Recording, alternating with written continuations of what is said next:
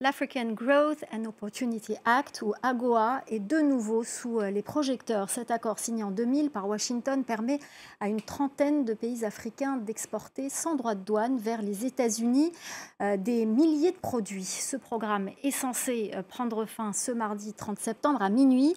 25 ans plus tard, quel bilan tirer de ce programme et quel avenir pour l'AGOA?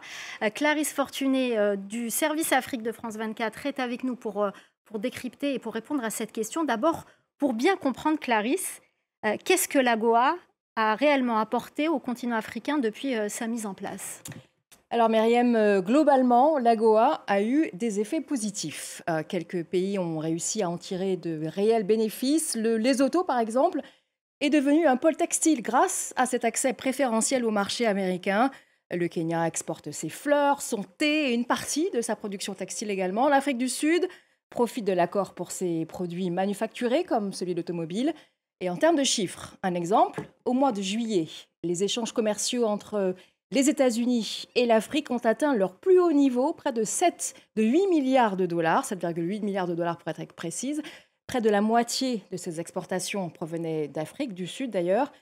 Mais il faut préciser, Myriam, que sur une trentaine de pays concernés, seule une poignée d'États en ont réellement tiré profit. Alors pourquoi qu'une seule poignée d'États? Alors, il y a plusieurs raisons. D'abord, exporter vers les États-Unis nécessite évidemment des standards de qualité très élevés, ce qui représente un défi pour de nombreux producteurs africains. Ensuite, alors là, évidemment, c'est lié, l'absence d'infrastructures logistiques, de zones industrielles ou même de main-d'œuvre qualifiée rend certains pays moins compétitifs. Et puis surtout, les diverses crises politiques sécuritaires qui n'ont pas aidé et parfois ont même exclu certains États du programme. Par exemple, l'Éthiopie qui a perdu son accès à l'AGOA en 2022 à cause du conflit au Tigré.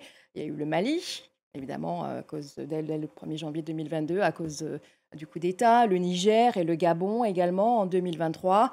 Alors maintenant, alors que l'accord arrive à expiration, beaucoup de responsables politiques aux États-Unis plaident quand même pour son renouvellement, car l'AGOA reste un outil stratégique de partenariat avec l'Afrique, et notamment face à la Chine et son influence croissante. Donc ça reste un soft power pour les États-Unis et on va voir justement si l'AGOA va être maintenue ou s'il va être supprimé, comme l'avait dit Donald Trump il y a quelques mois. Merci beaucoup Clarisse Fortuné pour ce décryptage. C'est la fin du Journal de l'Afrique. Restez avec nous, l'info continue sur France 24.